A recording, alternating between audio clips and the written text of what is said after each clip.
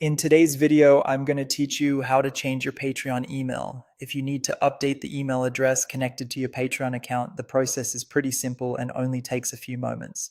It's a good idea to make sure your email is current, especially since Patreon uses it for account access, notifications, and important account-related updates. To get started, open Patreon in a web browser and log into your account.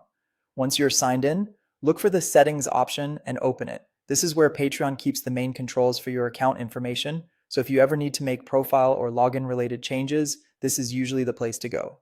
After you're in settings, tap on basics. In this section, you'll find the core details tied to your account, including your email address.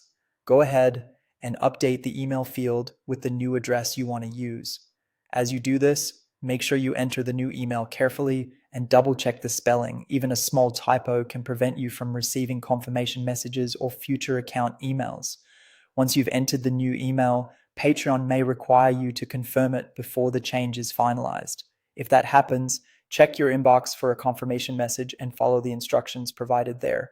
If you don't see the email right away, it's worth checking your spam, junk, or promotions folder as well.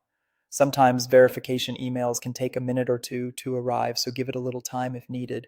After the new email has been confirmed, return to Patreon and tap Save.